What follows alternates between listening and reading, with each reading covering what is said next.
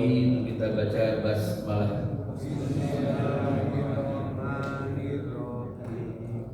Assalamualaikum warahmatullahi wabarakatuh. Waalaikumsalam warahmatullahi wabarakatuh. Innal hamdalillah nahmaduhu wa nasta'inuhu wa nastaghfiruh wa na'udzu billahi min shururi anfusina wa min sayyiati a'malina may yahdihillahu fala mudilla lahu wa may yudlil fala hadiya lahu. Asyhadu an la ilaha illallah wahdahu la syarika lahu wa asyhadu anna Muhammadan 'abduhu wa rasuluh la nabiyya wa la rasula ba'dah. Qala Allah ta'ala fil Qur'anil Karim ba'da an na'udzu billahi minasy syaithanir rajim. Ya ayyuhalladzina amanu taqullaha haqqa tuqatih wa la tamutunna illa wa antum muslimun. Wa qala nabiyyuna Muhammad sallallahu alaihi wasallam al-haya'u minal iman. Rabbana zidna ilman warzuqna fahman. Allahumma innana nas'aluka ilman nafi'an wa rizqan thayyiban wa 'amalan mutaqabbalan. Allahumma anfa'na bima 'allamtana wa 'allimna ma yanfa'una wa zidna ilman ya 'alim. Subhanaka la ilma lana illa ma 'allamtana innaka antal alimul hakim. Kaifa halukum? Barakallahu fikum jami'an.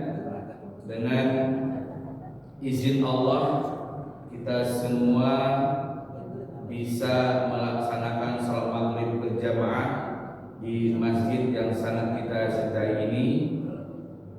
Kemudian dimudahkan oleh Allah untuk duduk sejenak di majelis yang bergengsi di sisi Allah Azza wa Jalla.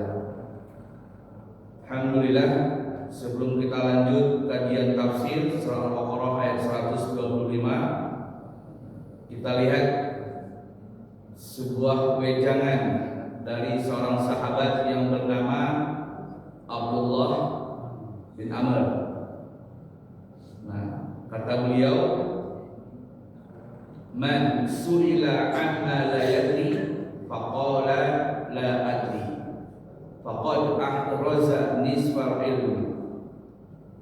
Abdullah bin Amr radhiyallahu anhu berkata, man su'ila amma la yadri, siapa saja yang ditanya tentang segala sesuatu yang dia tidak mengerti, tidak ada ilmu padanya, faqala, hendaklah ia mengucapkan la adri, saya tidak tahu.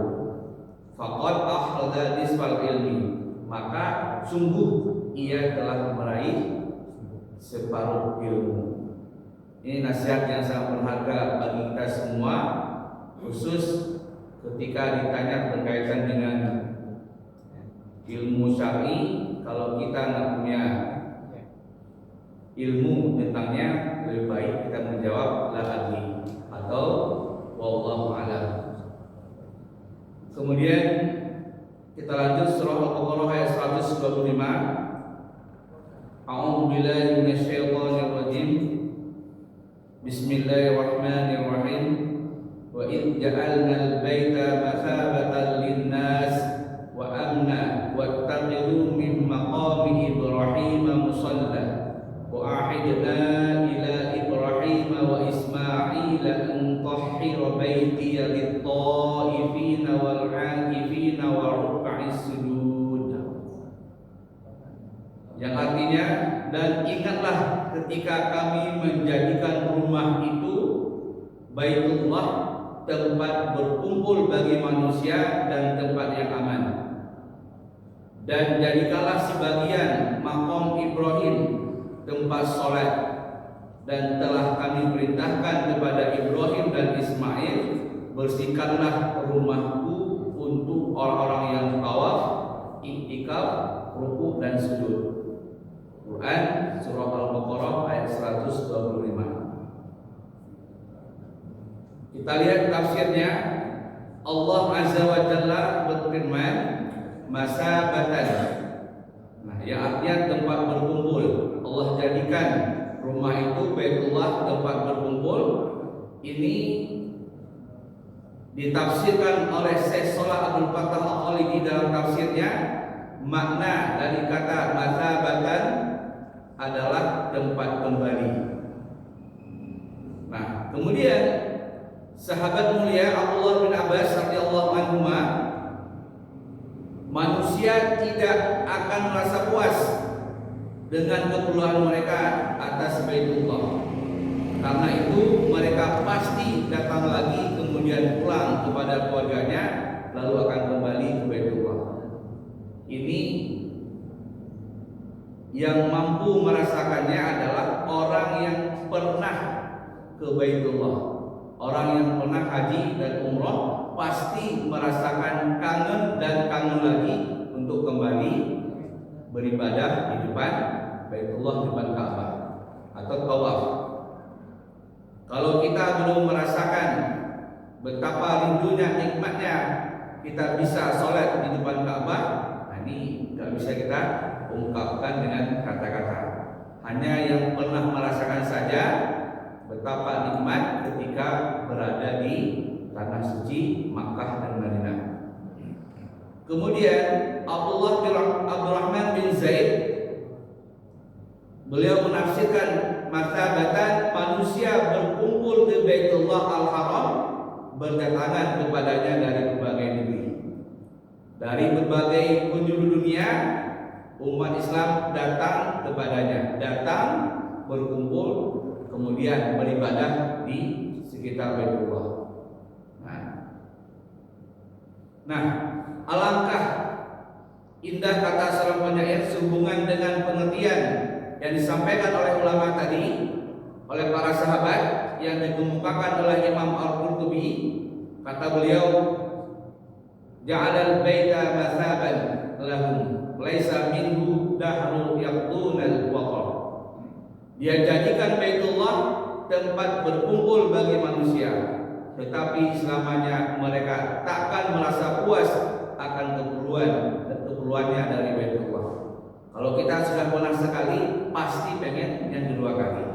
Yang kedua kali pengen yang ketiga kali dan seterusnya. Maka haji itu yang diwajibkan hanya satu kali seumur hidup. Nah, bagi yang mampu ya. Kalau yang belum mampu maka hajikan saudaranya.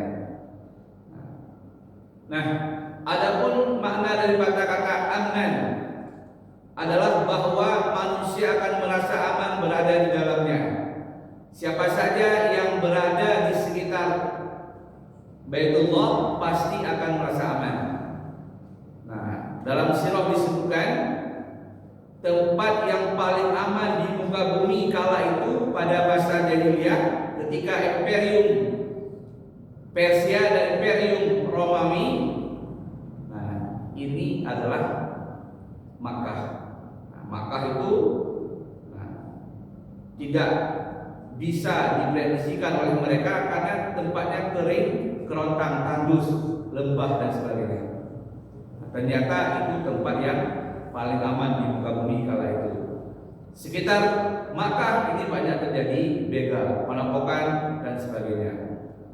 Nah, sementara Abu Al-Aliyah berkata maksud dari ayat tersebut adalah menjadikan Baitullah aman dari musuh.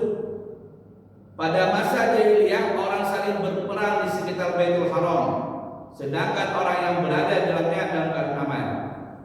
Ini hampir mirip bahwasanya Baitullah itu dijaga oleh Allah, kemudian Baitullah juga pada masa jahiliyah termasuk tempat yang paling aman. Aman bagi siapa saja yang berada di sekitarnya. Nah, kemudian Syekh Al-Khalidi menyimpulkan dari penafsiran mereka pada ayat ini adalah Allah Azza wa Jalla menyebutkan kemuliaan Baitul Haram baik secara hukum dan ritual sebagai tempat berkumpulnya manusia. Allah juga menjadikan Baitul Haram sebagai tempat yang dirindukan, disukai ruh mereka. orang-orang yang tidak akan merasa kenyang darinya serta tidak akan merasa puas walaupun bolak-balik di setiap tahun pergi ke sana. Gak akan pernah merasa puas bagi jiwa-jiwa orang yang beriman ketika dia pernah sekali menginjakkan kakinya di depan Baitullah Al-Haram. Ini diantara pengabulan Allah Azza wa Jalla pada doa kekasihnya, yakni Nabi Ibrahim alaihissalam. Nabi Ibrahim pernah berdoa kepada Allah tatkala membawa Bunda Hajar bersama putranya Ismail ke tempat yang bernama Makkah. Ini tempat yang tidak ada manusia, jangankan manusia, tumbuh-tumbuhan pun tidak ada. Maka Nabi Ibrahim kala itu ketika diperintahkan oleh Allah untuk meletakkan keluarganya di sana, beliau berdoa kepada Allah, Rabbana inni askantu min zuriyati biwadin ghairi dzi zar'in inda baitikal muharram Rabbana yuqimus sholata faj'al afidatan minan nas tahwi ilaihim warzuqhum minat samarati la'allahum yashkurun. Doa Nabi Ibrahim, ya Rabb kami, sesungguhnya aku telah menempatkan sebagian keturunanku di lembah yang tidak mempunyai tanam-tanaman di dekat rumahmu Baitullah yang dihormati. Ya Rabb kami, demikian itu kami lakukan agar mereka melaksanakan sholat. Maka jadikanlah hati sebagian manusia cenderung kepada mereka dan anugerahilah mereka rezeki dari buah-buahan. Mudah-mudahan mereka bersyukur. Nah, salah satu terkabulnya doa Nabi Ibrahim, Allah menjadikan Baitullah Al-Haram itu tempat yang paling aman. Nah, jadi Allah mensifati Baitul Haram sebagai tempat yang aman. Siapa saja yang memasukinya maka akan aman. Apapun yang telah dilakukan di luar. Di luar dia berperang, merampok, begal dan sebagainya, ketika dia berada di sekitar Baitul Haram maka dia akan merasakan aman. Nah, sebagaimana dikisahkan oleh Abdurrahman bin Zaid, pernah ada seorang laki-laki yang melihat pembunuh ayahnya di sekitar Baitullah Al-Haram. Nah, lelaki itu melihat ada orang yang telah membunuh ayahnya, orang yang telah membunuh saudaranya. Nah, kemudian ketika dia melihat, dia tak berani balas dendam, gak berani mengganggu orang tersebut. Nah, kenapa? Allah jamin tempat tadi tempat yang paling aman di muka bumi.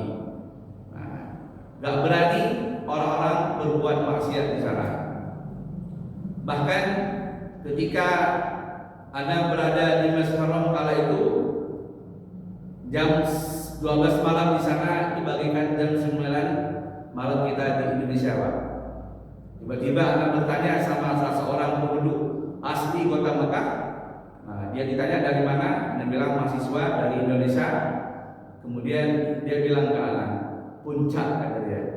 Nah, ternyata dia itu warga asli kota Mekah, tidak berani berbuat maksiat di sana. Ketika mereka ingin berbuat maksiat, maka keluar dulu dari Mekah dan Madinah sampai tahu daerah Puncak yang ada di Jawa Barat. Nah, artinya bisa jadi orang tersebut pernah mengunjungi Indonesia. Nah, Allah Azza wa Jalla berfirman, Ja'alallahu al-Ka'batal Baital Haram qiyaman linnas. Allah telah menjadikan Ka'bah rumah suci, tempat manusia berkumpul. Ka'bah tempat orang-orang melaksanakan tawaf di sekitarnya.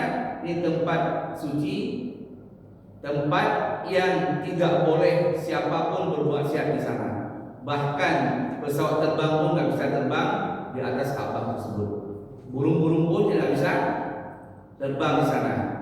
Ini menunjukkan bahwasanya Ka'bah itu tempat atau rumah suci, tempat manusia berkumpul di sana. Allah jaga.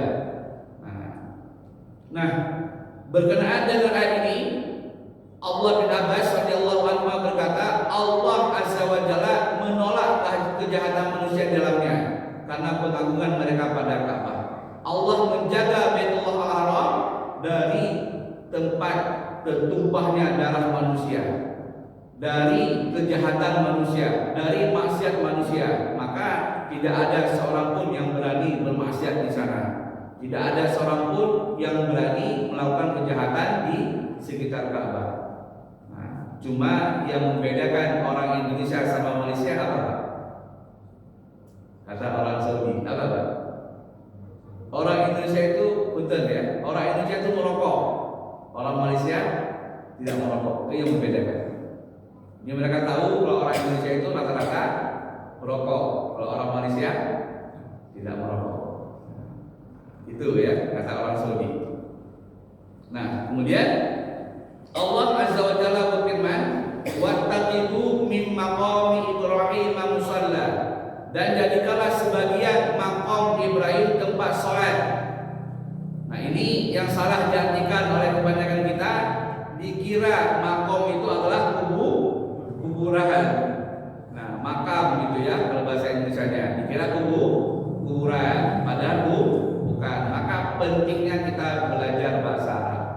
Nah, maqam itu asal katanya qoma yaqumu qiyaman maqamun.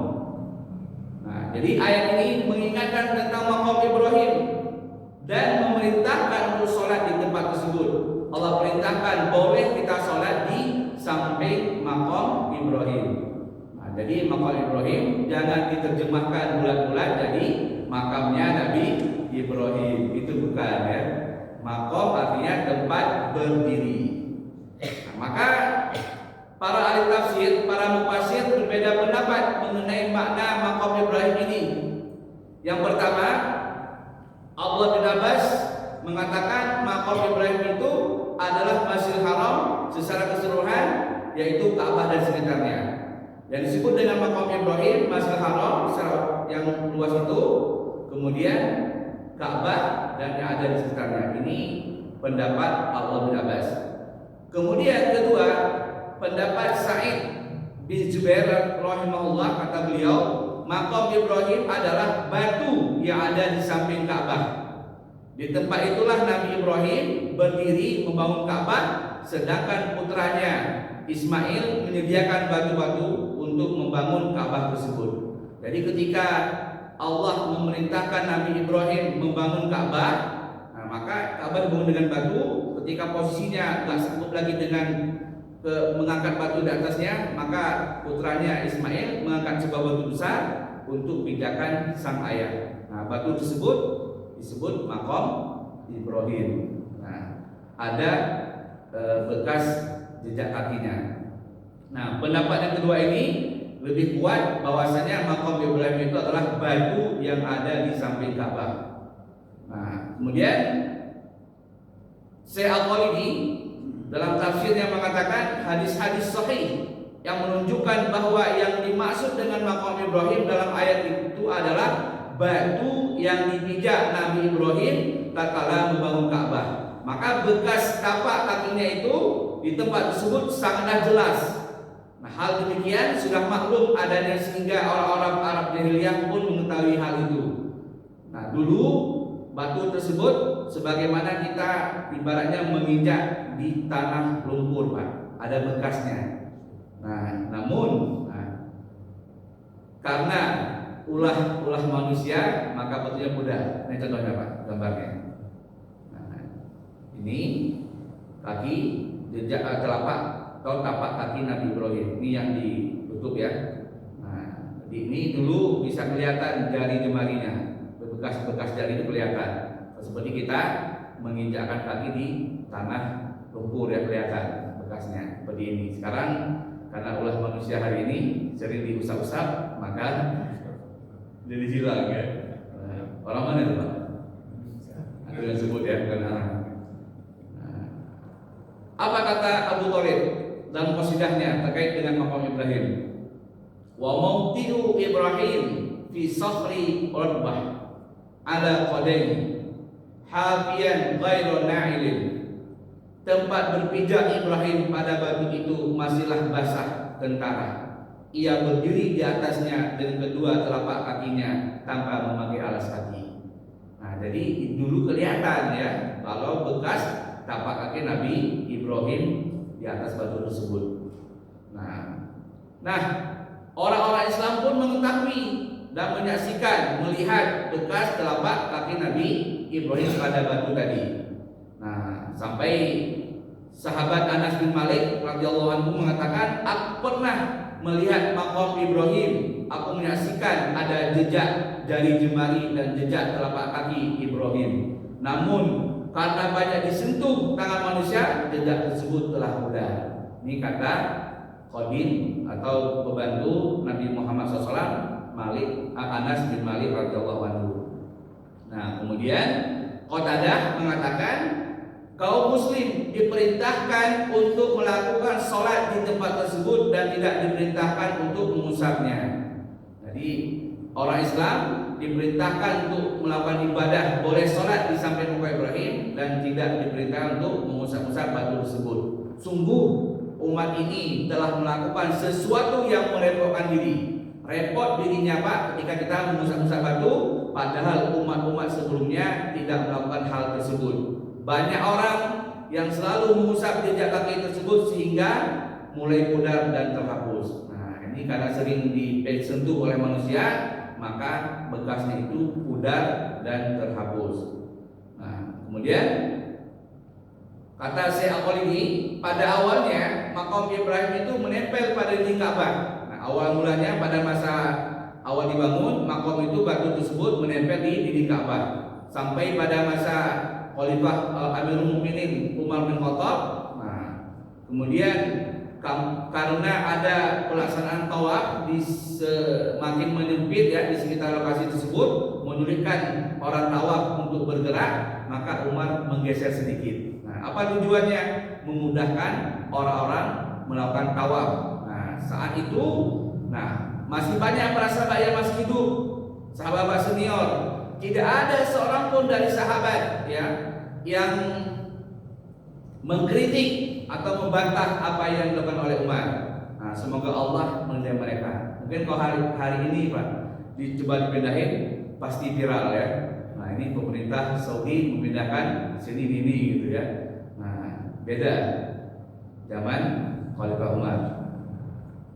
Nah, kemudian Bunda Aisyah mengatakan, sungguh makam Ibrahim pada masa Nabi Muhammad SAW dan pada masa sahabat Abu Bakar As-Siddiq radhiyallahu anhu melekat pada Ka'bah, melekat pada dinding Ka'bah. Kemudian pada zaman Umar bin Khattab, menggesernya sedikit. Nah, karena tadi dengan alasan agar mudah bagi orang yang melaksanakan tawaf bergerak. Nah, kemudian Allah Azza wa Jalla berfirman, wa ahidna ila Ibrahim wa Ismail an tahhira baitiya lit-ta'ifina wal 'akifina wa ruk'is sujud. Dan telah kami perintahkan kepada Ibrahim dan Ismail, bersihkanlah rumahku untuk orang-orang yang tawaf, iktikaf, rukuk dan sujud. Nah,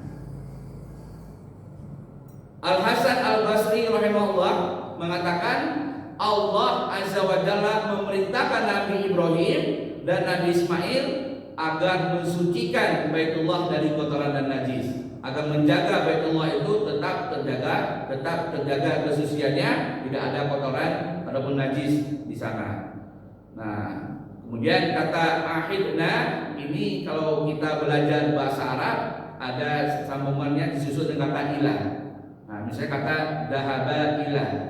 Nah, ahida, ilah ya, ahida ilah ini maknanya apa? Kami wahyukan ya. Jadi kami wahyukan kepada Ibrahim dan Ismail seraya memerintahkan keduanya. Ini kalau belajar bahasa Arab ada ahidna ilah sambungannya ya. Nah, ini nanti maknanya bisa berbeda.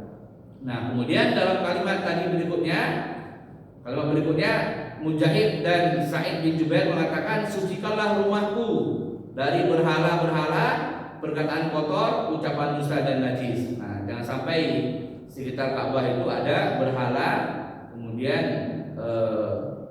ucapan kotor ataupun ucapan dusta. Nah, sementara Al-Tok dan Qatadah mengatakan bahwa makna ayat tersebut adalah sucikanlah rumahku dari perbuatan syirik. Nah, dengan tauhid la ilaha illallah, tiada ilah yang berhak diibadahi dengan benar kecuali Allah. Maka ada perbedaan antara kata at-taifin, orang-orang tawaf, dan al-akifin, orang-orang beriktikaf dalam ayat tersebut. Nah, Sa'id bin Jubair mengatakan at-taifin adalah orang-orang yang datang dari berbagai tempat dengan tujuan bertawaf mengelilingi Ka'bah. Nah, misalnya kita orang Indonesia datang ke sana disebut at-taifin, orang-orang yang bertawaf, orang-orang yang melakukan tawaf. Nah, beda dengan al-akifin. Al-akifin adalah mereka yang tinggal di sekitar Baitullah atau penduduk setempat, yang tinggal di sekitar Baitullah, sekitar Masjidil Haram atau berdoa di situ. Ini disebut al-akifin, ya, orang-orang yang tinggal di sana. Nah, jadi kalau kita ke sana disebut at-taifin, orang-orang yang melaksanakan tawaf mengelilingi Ka'bah. Nah, kemudian Allah Azza wa Jalla berfirman, lit-taifina wal akifina wa ruk'a'is sujud, untuk orang-orang yang tawaf, iktikaf, rukuk dan sujud. Nah, Allah bin Abbas radhiyallahu anhu mengatakan, jika seseorang melakukan sholat, ia termasuk orang-orang yang rukuk dan sujud. Orang yang sholat, maka dia termasuk orang yang melaksanakan rukuk dan sujud. Nah, kemudian Muhammad, ya, Imam Muhammad bin Jarir at-Tabari mengatakan bahwa makna ayat tersebut adalah, telah kami perintahkan kepada Nabi Ibrahim dan Nabi Ismail, bersihkanlah rumahku untuk orang-orang yang tawaf, orang-orang yang iktikaf, orang yang rukuk dan sujud. Dan pensucian yang diperintahkan Allah kepada mereka berdua adalah pensucian dari kemusyrikan. Nah, tidak melakukan kesyirikan di sana, kemudian suci dari berhala dan juga patung, ya. Nah, maka muncul pertanyaan pada Muhammad bin Jarir at-Tabari. Nah, apa hikmah dibalik perintah pensucian Baitullah al-Haram dari patung-patung? Apakah patung-patung itu sudah ada pada saat Ka'bah dibangun? Nah, pada saat Ka'bah dalam proses pembangunan oleh Nabi Ibrahim?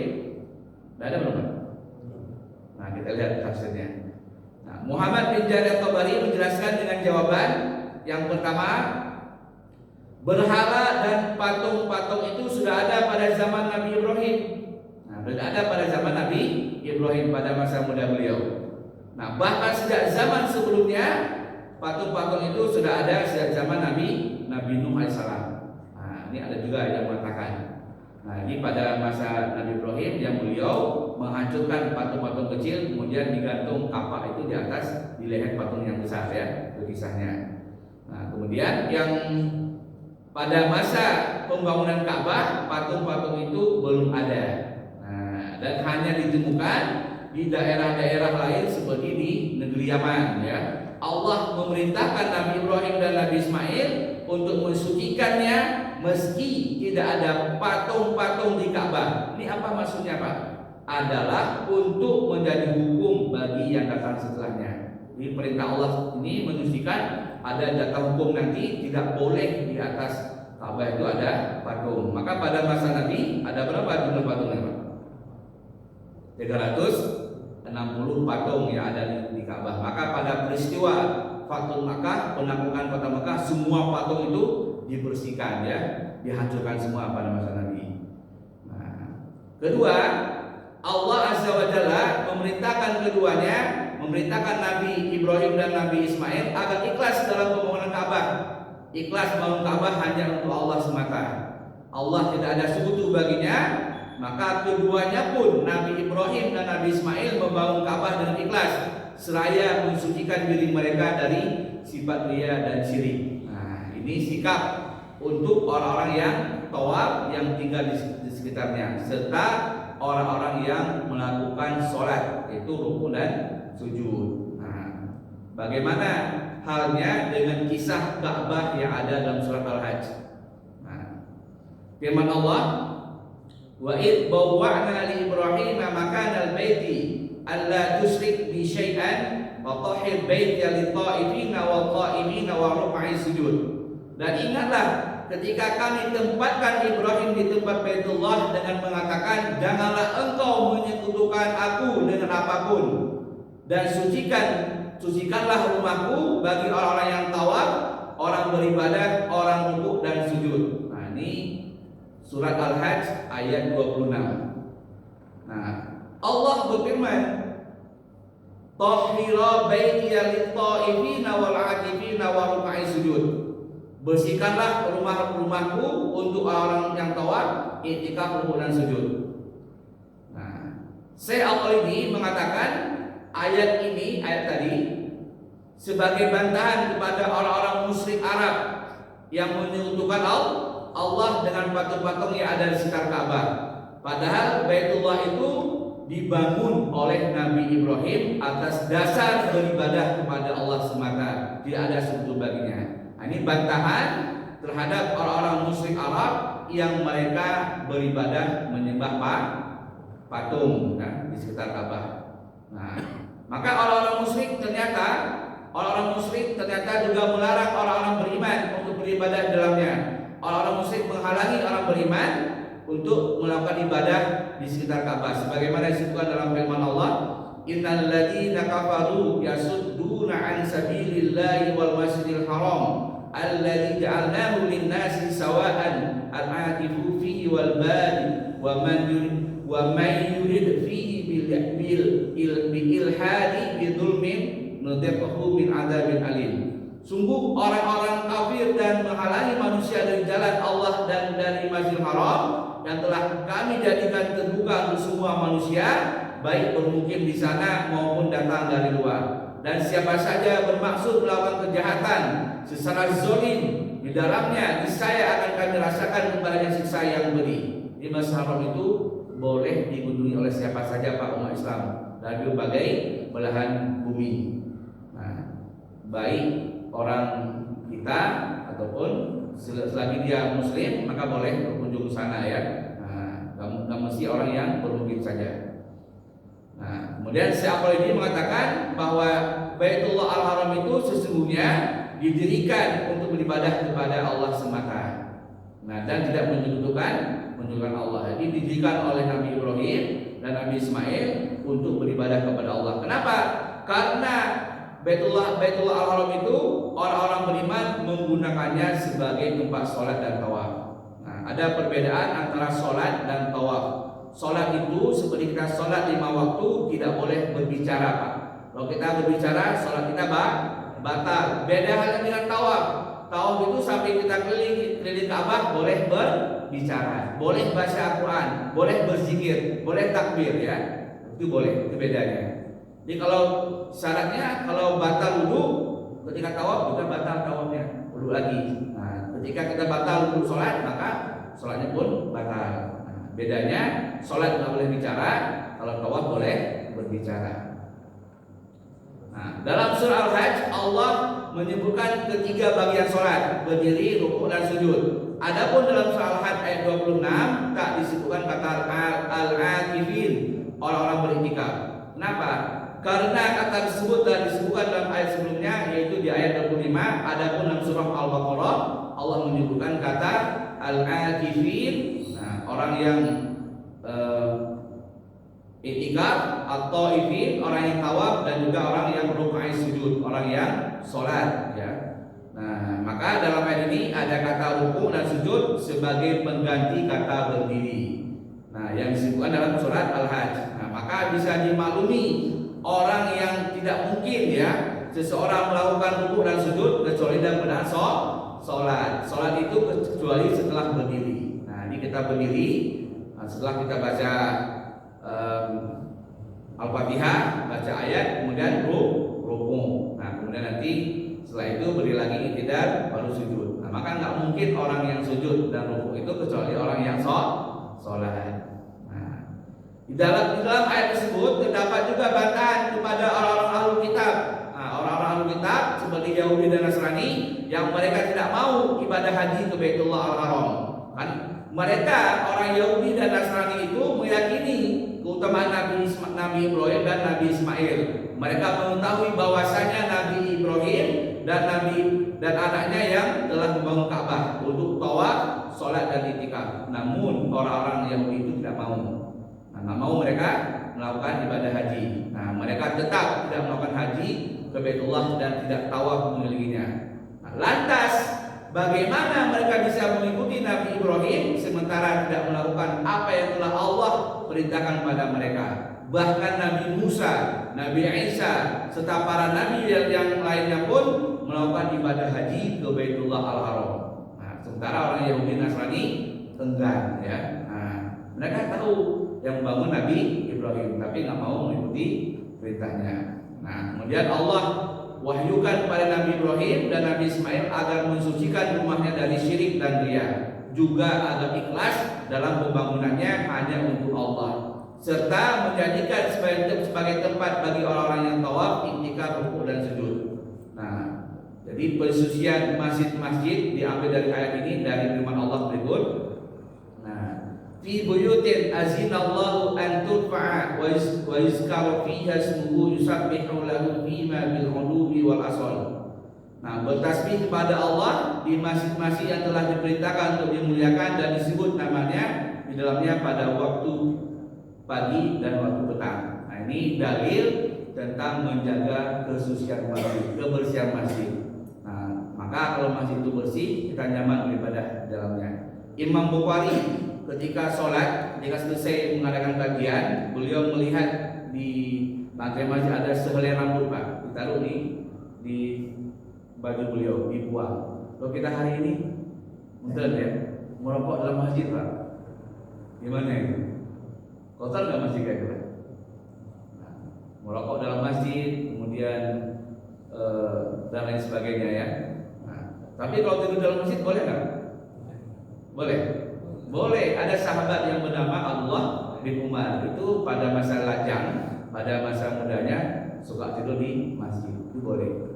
Cuma dijaga, kalau nggak pakai ambal seperti ini jangan sampai ngeces, ya. Nanti orang sujud, nah, baunya dari wangi, ya. Nah, jadi ada satu ibadah yang dibincangkan oleh para ulama, yaitu sholat sunnah dan tawaf sunnah di Masjidil Haram. Mana yang lebih utama? Sholat sunnah atau tawaf sunnah di Masjidil Haram? Maka para ulama berbeda pendapat. Imam Malik mengatakan tawaf di Ka'bah bagi orang yang datang dari berbagai daerah lebih utama daripada sholat sunnah. Di kita ini dari Indonesia datang sana lebih utama sholat dan lebih utama kita tawaf, nah, daripada sholat sunnah. Ini pendapatnya Imam Malik bin Anas. Namun jumhur ulama mengatakan sholat di tempat tersebut lebih utama. Kita sampai di sekitar Ka'bah, maka sholat sunnah lebih utama. Pendapat ini pendapat para ulama dan jumhur, silakan pilih yang mana, ya. Nah, boleh, ya. Wallahu a'lam bishawab. Ada yang mau bertanya? Ya, silakan Pak. Assalamualaikum warahmatullahi wabarakatuh. Wassalamualaikum warahmatullahi wabarakatuh. Tadi waktu awal pembukaan tadi, kalau kita ditanya sesuatu nggak ada dasarnya, lebih baik menjawab saya tidak tahu. Misalkan ada seorang penceramah, dia ditanya dalil hukumnya dia kurang tahu, tapi dia beristihad dengan mengatakan menurut pendapat saya begini, itu diperbolehkan atau tidak, Pak Ustaz? Terima kasih. Alhamdulillah wassalatu wassalamu ala Rasulillah. Jadi jawabannya berat, Pak. Jadi ketika kita ditanya oleh seseorang, kalau kita memang nggak tahu, jangan merasa kita sok tahu, ya. Sebagaimana nasihat Imam Malik bin Anas, beliau ditanya oleh muridnya 50 pertanyaan. Yang beliau jawab berapa, Pak? Cuma 2. Sisanya 48 jawabannya wallahu a'lam atau tidak tahu. Ini menunjukkan apa? Betapa keilmuan Imam Malik itu sangat terjaga, Pak. Nah, kita hari ini sudah khatam kitab ushul fikih berapa kitab, Pak? Sehingga kita bisa mengambil istihad sebuah hukum. Kalau kita memang nggak tahu, bilang aja nggak tahu, nggak malu kok di depan jamaah kita. Jika antum ya ke anak itu bilang aja Allah a'lam. Itu tidak menurunkan, ya, marwah kita sebagai seorang guru. Begitu juga kita sama murid di sekolah, jangan berbohong. Nah, kita tanya sama murid, kita nggak bilang aja nggak tahu. Nah, ini nanti ketika murid itu dewasa, dia cari tahu, jawabannya beda. Nah, berarti guru saya dulu menyampaikan tidak benar, berarti dia berbohong. Nah, Ini ada yang demikian Pak. Nah maka siapapun dia ketika menyampaikan ilmu atau mengajar, nah, jujurlah pada diri sendiri. Kalau memang atau bilang tidak tahu ya, nah, ikutin para ulama tadi. Nah karena nanti untuk beristihad itu Pak butuh referensi ya. Di antaranya harus hafal Al-Quran, hafal hadis, nah, menguasai bahasa Arab, nah, kemudian menguasai kaidah usul fikih. Nah, itu luar biasa sebenarnya, banyak kalau baru seseorang bisa beristihad. Siapa di antaranya yang bisa beristihad? Para imam. Nah, para ulama di antaranya Imam Malik, kemudian Imam Abu Hanifah, Imam Ahmad bin Hanbal, Imam Syafi'i, dan juga yang sampai pada derajat mustahid mutlak itu Imam Muhammad bin Idris Al-Bukhari, Imam Bukhari Pak. Itu sampai pada derajat mustahid mutlak. Beliau bisa berfatwa. Nah, bahkan ada ulama mengatakan syarat seseorang bisa menjawab sebuah pertanyaan itu minimal hafal 500 hadis. Nah, kita hari ini hadis arba'in sudah hafal atau belum? Riyadhus Shalihin sudah hafal atau belum? Nah, itu ya minimal hafal. Kalau dulu anak semasa masih sekolah itu hadis arba'in wajib hafal. Kemudian kitab Riyadhus Shalihin itu sekitar 1.500 hadis juga wajib hafal syarat lulus. Nah, kemudian belajar kitab Bulughul Maram, hadis juga apa isinya. Nah, banyak. Nah, itu syarat-syaratnya. Tapi kita anak pribadi belum berani beristihad. Oh, ini apa itu? Kita mengikuti pendapat para ulama. Wallahu a'lam. Bisa dipahami? Cukup? Mudah-mudahan Allah Ta'ala berikan kita ilmu yang bermanfaat, menggugah jiwa kita untuk nantiasa kita mendekatkan diri kepada Allah dengan penuh keikhlasan ya. Nakhtatim bilhamdalillah dan doa kifaratul majlis. Billahi taufiq wal hidayah. Aqul lakum assalamualaikum warahmatullahi wabarakatuh.